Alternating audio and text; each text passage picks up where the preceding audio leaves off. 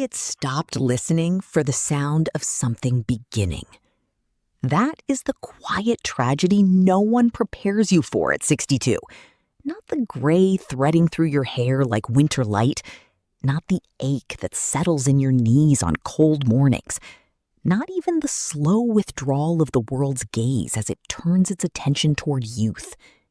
No, the real loss is subtler, more devastating than all of that.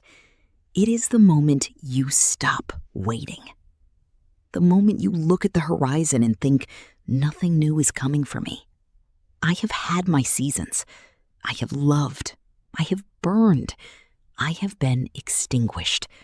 And now I am simply tending the embers, keeping warm, keeping quiet, learning the dignified art of being done. I had made peace with it, or so I believed. My cottage at Oakhaven Bluff was small and lovely, filled with the things I had accumulated over a lifetime of careful living. Shelves bowed with books whose spines I knew by heart. Orchids in the conservatory that bloomed every spring like stubborn little declarations. A kitchen that smelled of thyme and old wood. A reading chair by the window that had taken on the shape of me over the years. The sea was close enough that I could hear it on quiet mornings, a low, persistent murmur that had become indistinguishable from my own breathing. I was content. I told myself this so often it had worn a groove in my thoughts, smooth and convincing as sea glass. And then, the cottage next door, vacant for nearly 2 years, exhaled a new life into the salt air. I heard him before I saw him. The low, unhurried notes of something being hummed, tuneless and unselfconscious, the kind of sound a person makes when they believe no one is listening. I was in the conservatory, performing the ritual of pruning my orchids, fingers moving along the delicate stems with the muscle memory of years. But my hands stilled. Something about that sound reached through the glass and took me gently by the collar. I told myself I was merely curious. A new neighbor warranted curiosity. I moved to the window, positioning myself behind the trailing curtain of a climbing fern, with all the stealth of a woman pretending she is not doing exactly what she is doing. And there he was.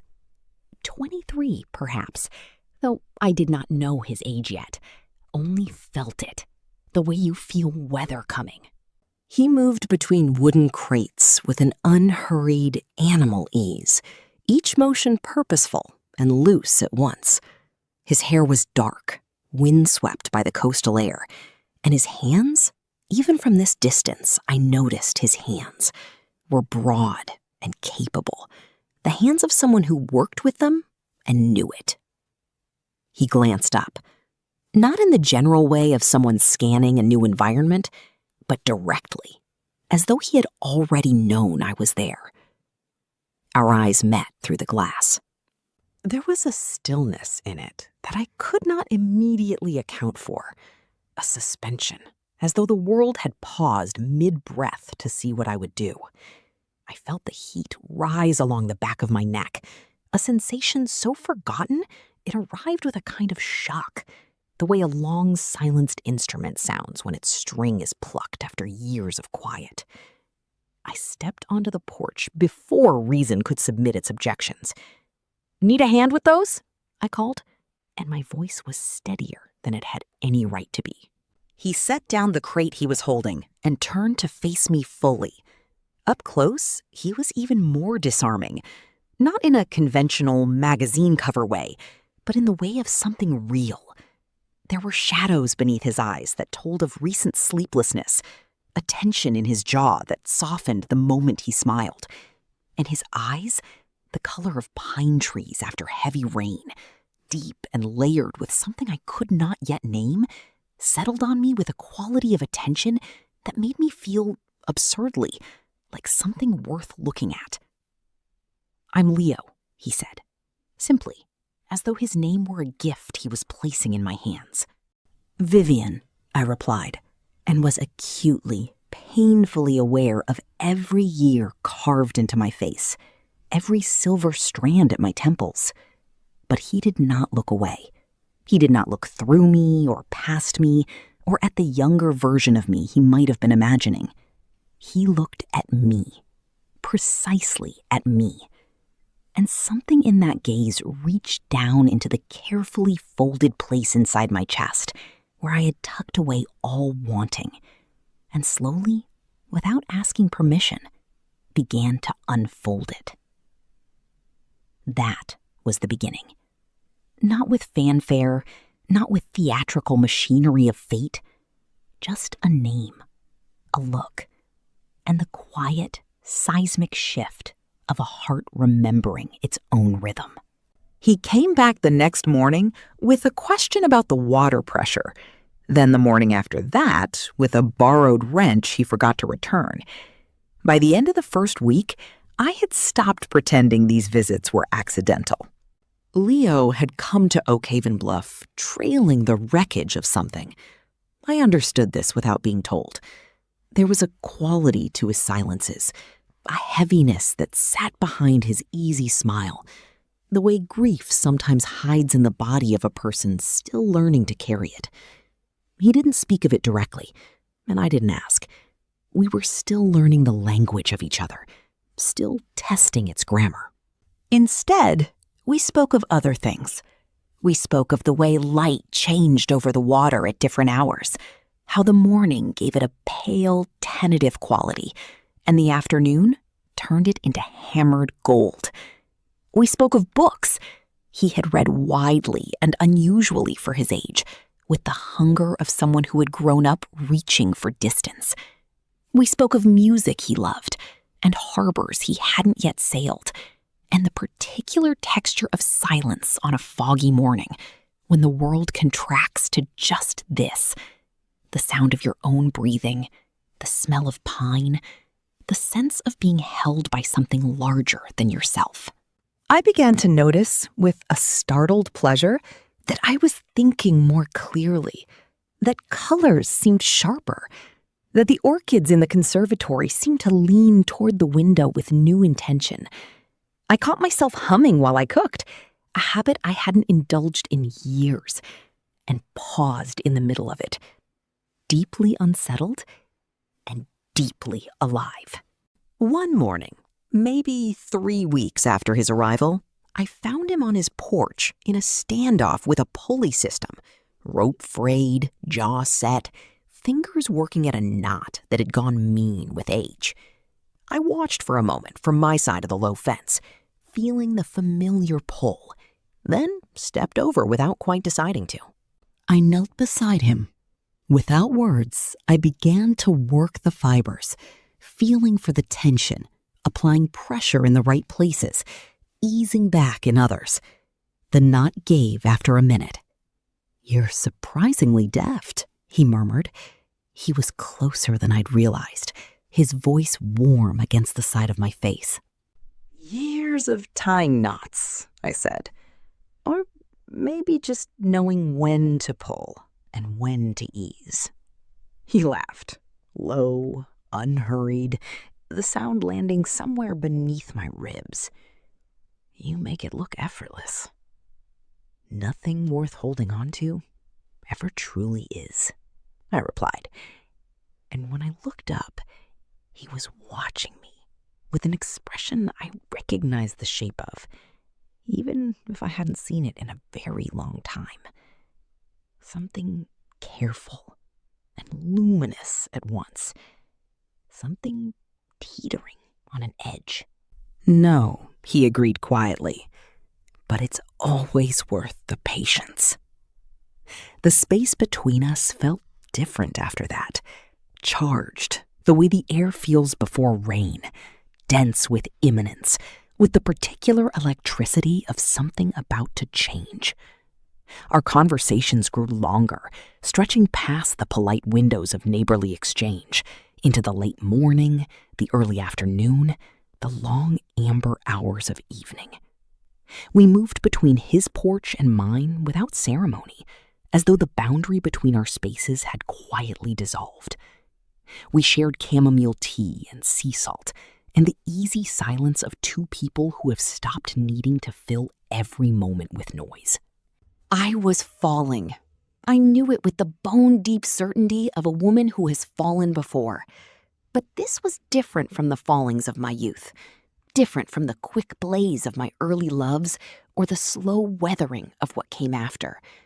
This was something else, slower, richer, terrifying not in its fire, but in its depth, the way you can wade into familiar water and suddenly find no floor beneath your feet. I told myself to be sensible.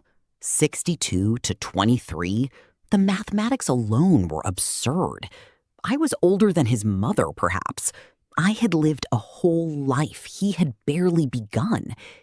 And yet, sensible was a word for women who had not yet had Leo look at them the way Leo looked at me. Sensible was for before. It was a Tuesday afternoon, the kind that hangs golden and heavy over the bluff, when he told me about the painting. We were sitting on the weathered steps of my cottage, close enough that our shoulders nearly touched, watching a cormorant ride the thermal above the sea. He had been quiet for a while, a different kind of quiet than his usual, something pressing against it from inside, and I had been content to wait. I had learned that Leo's silences were not empty. They were incubating.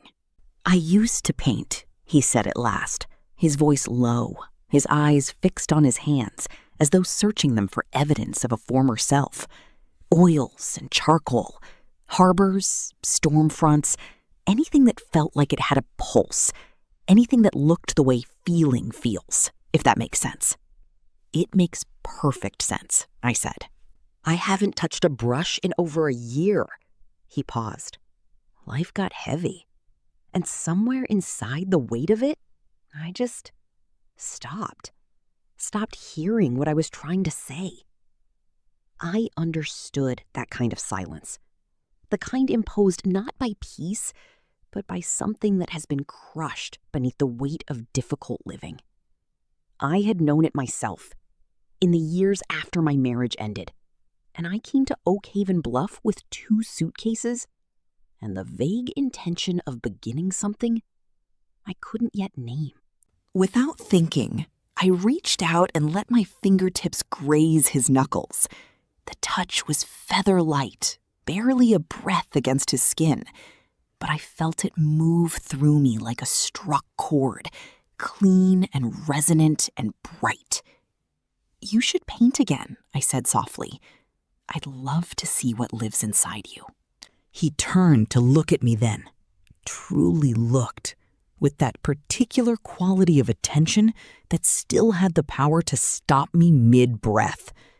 And in his eyes, I saw something raw and luminous. Recognition. Awe. A hunger that was not young or old, but simply human. Ancient as longing itself. "How do you do that?" he asked. "Do what?" "Make me feel like being seen is safe." I had no answer for that. Or rather, I had an answer that lived somewhere beneath language, in the region of the body that responds before the mind can intervene. I turned my hand over and let my fingers rest against his palm, and he closed his hand around them. And we sat like that for a very long time, watching the cormorant ride the wind while the afternoon light turned everything golden and slow. That evening, something had shifted in the quality of the air between us. It was present and charged and a little terrifying, and I went to bed unable to sleep, lying in the dark, listening to the sea, trying to identify the emotion that was moving through me with such insistence. It was not quite happiness. It was larger than that, more complicated, brighter, and more frightening. It was the feeling of a door opening onto a room you'd forgotten you'd sealed shut. He came for dinner 2 nights later. I had thought carefully about what to cook, then berated myself for thinking carefully, then cooked carefully anyway. Slow-roasted root vegetables with brown butter and thyme, bread I had made myself, a bottle of wine the color of old amber. The cottage smelled warm and alive, and when I caught myself arranging wildflowers in a jar on the table, I stood back and looked at myself and felt something that might have been tenderness, might have been grief, might simply have been wonder.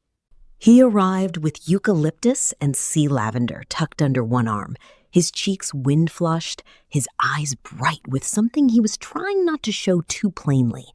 He stopped in the doorway and looked around the cottage with a kind of reverence. And then he looked at me. "You look beautiful," he said, and said it the way you say something true, plainly, without decoration, because the truth needs none. I felt the words land in my chest with the weight of something real. "Come in," I said, because I did not trust what else I might say. We ate by lamplight. The conversation moved the way it always did between us, easily with unexpected depth, doubling back on itself in interesting places. We spoke of art and music and the harbors we had each, in different lifetimes, failed to sail. We spoke of loneliness, not the sharp kind, but the low, ambient kind that hums beneath even a full life, the sense of being in a room where no one quite speaks your language.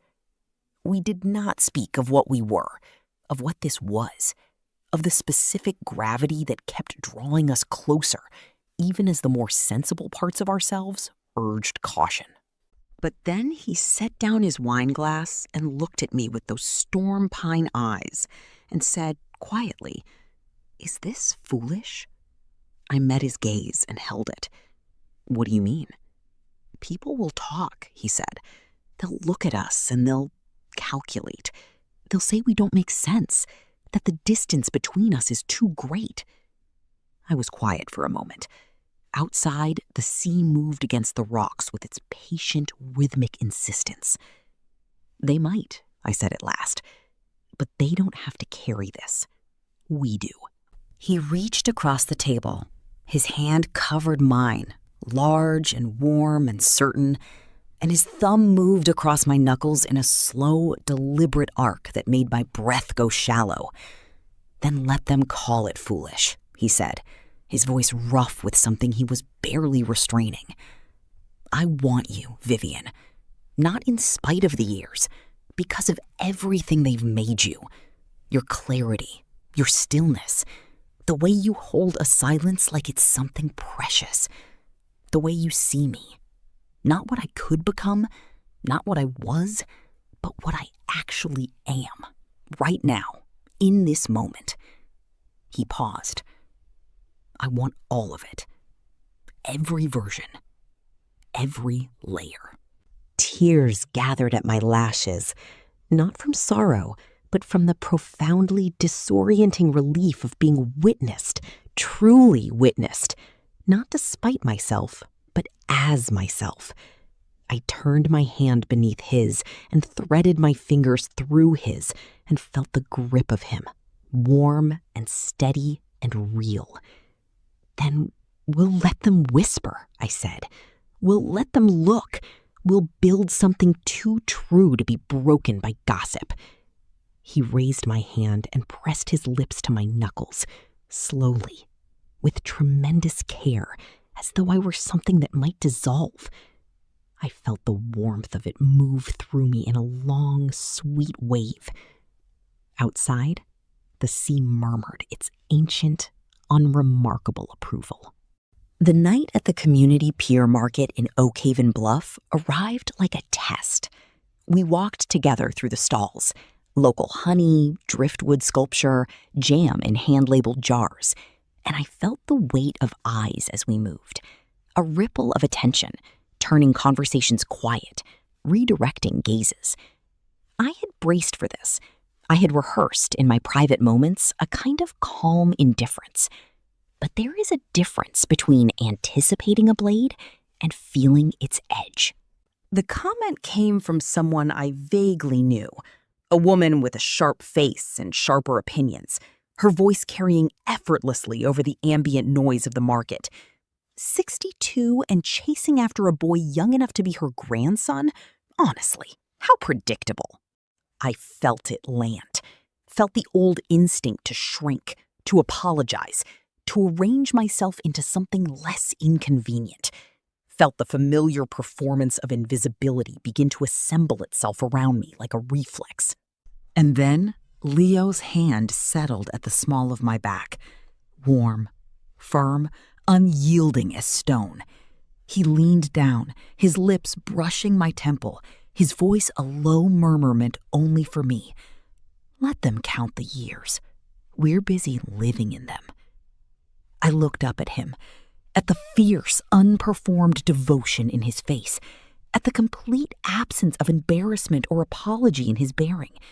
He was proud, not in the preening performative sense, but in the way of someone who knows what they have and will not pretend they don't. Something in me straightened.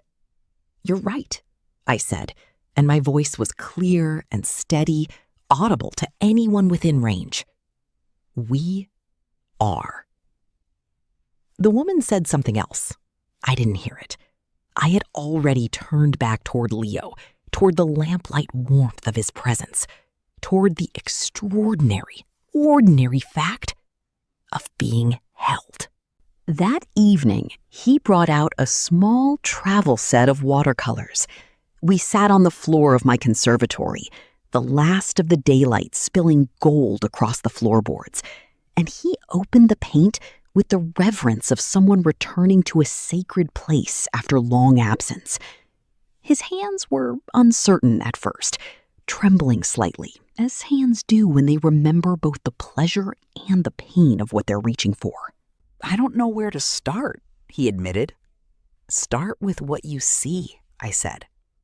He looked at me for a long moment. Then he began.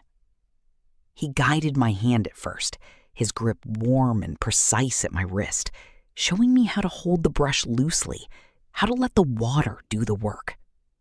I let him lead, watching his face more than the paper, the concentration there, the gradual softening as muscle memory reasserted itself, the slow return of something I can only call joy, the specific joy of the thing you love finding its way back to you. Indigo bled into burnt sienna. Gold softened into teal. We painted without speaking, and the silence between us was so full it had a texture, a warmth, a specific gravity. Every stroke was a confession. Every blended hue was a kind of vow, not made in words, but in color and touch, and the shared breath of proximity.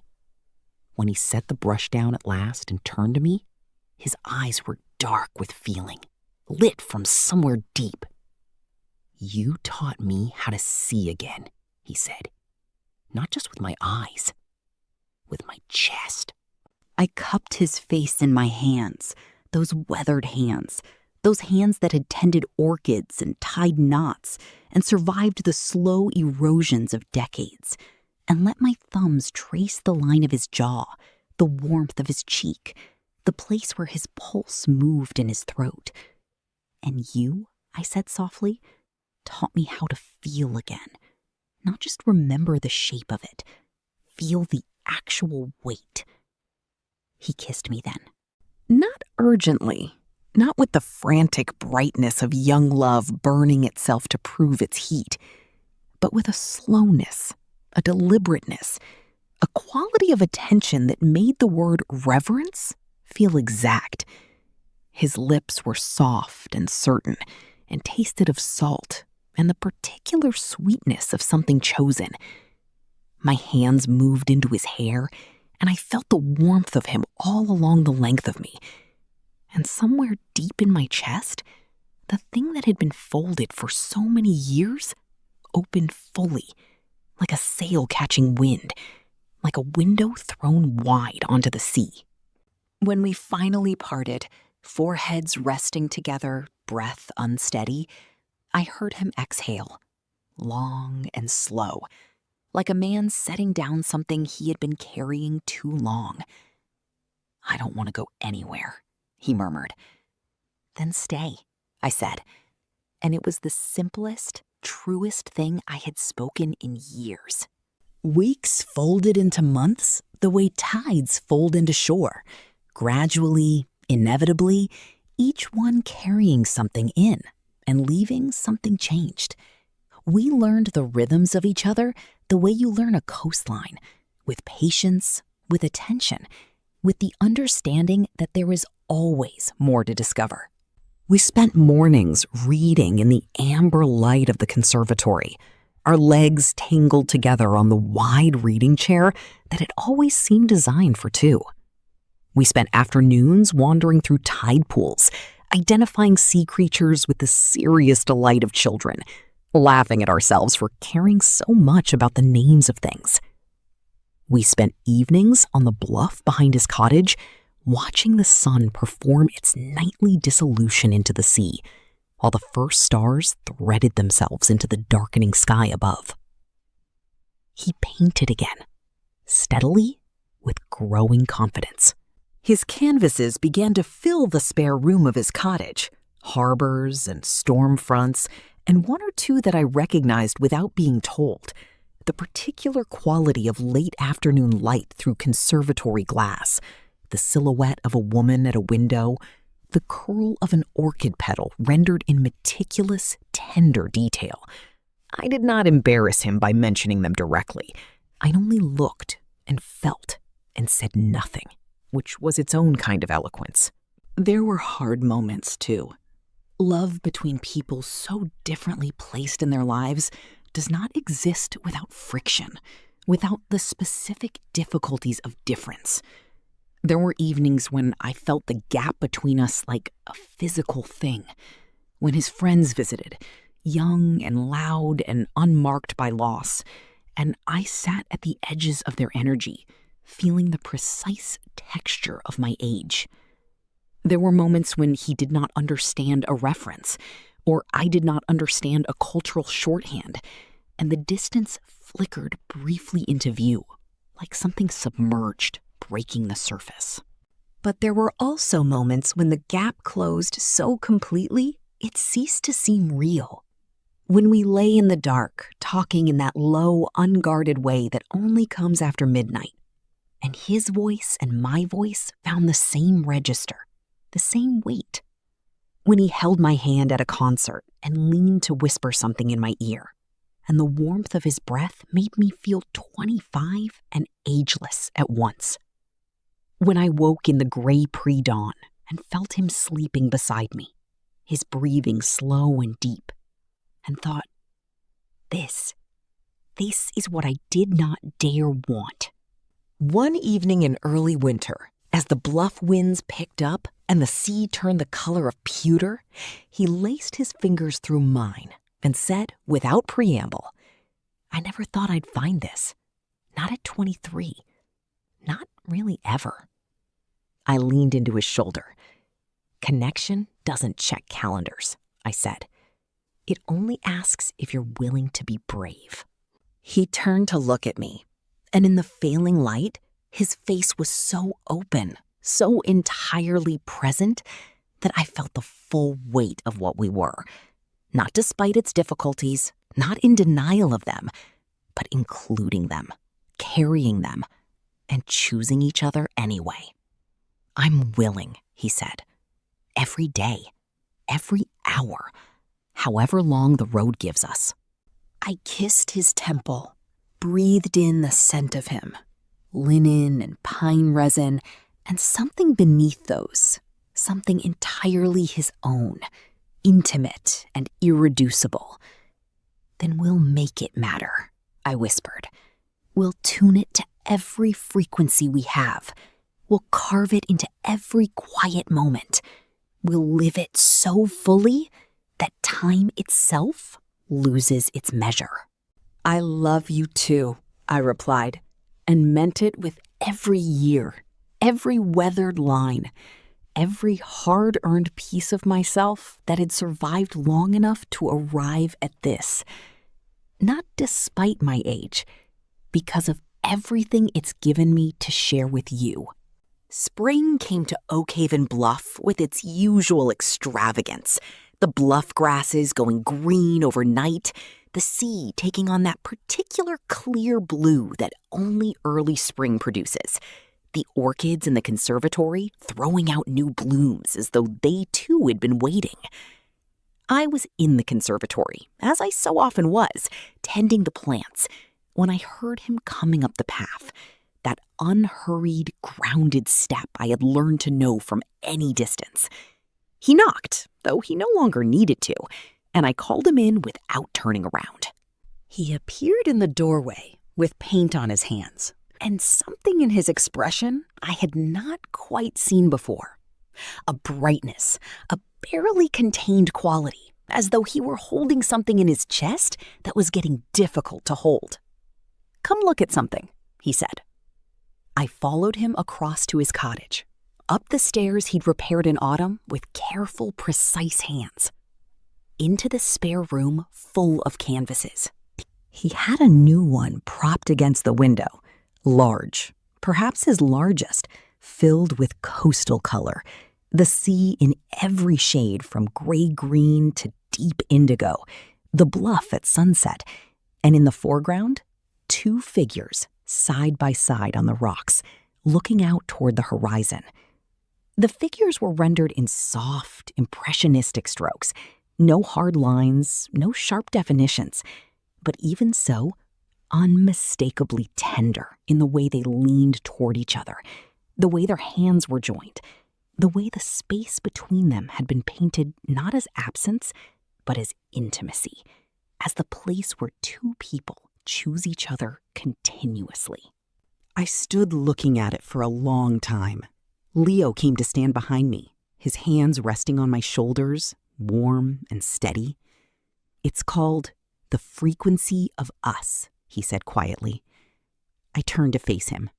His eyes, those storm-washed pine eyes that had undone me on a perfectly ordinary morning 9 months ago, were full of everything I had learned to read in them. The love and the gravity and the particular form of happiness that has earned itself, that comes not from good fortune, but from the decision to be brave. "It's the most beautiful thing I've ever seen," I said. He smiled then, that full, unguarded smile that I had come to think of as mine in some inexplicable way.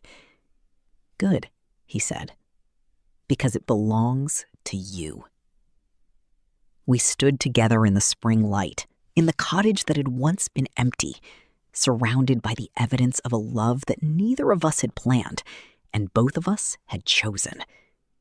And I thought of something I had believed with such certainty not so long ago, that my chapters of longing were finished, that passion was a past tense thing, a memory to be honored from a safe and sensible distance. How wrong I had been. How gloriously, astonishingly wrong.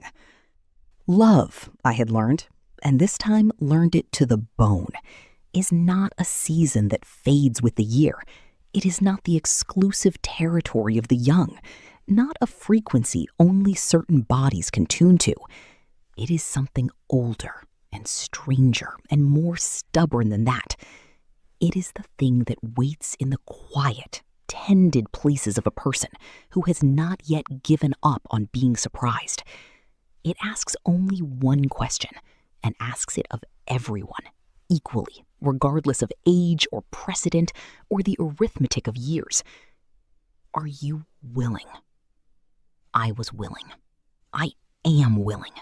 Every day, every hour, in every quiet room, and on every windswept bluff, and in the long amber evenings when the sea and the sky hold each other at the horizon, and the world simplifies itself down to what matters. Leo didn't restore my youth. He did something far more astonishing. He gave me back myself, fully awake, fully present, fully alive to the extraordinary, ordinary fact of being here, being loved, being seen. The heart doesn't rust. I know that now. It only waits, patient as the tide, for the right hands to remind it how to beat. And when those hands finally arrive, when that morning finally comes, ordinary and sea bright and smelling of pine, you step off the porch. You offer your hand. You say hello. You begin.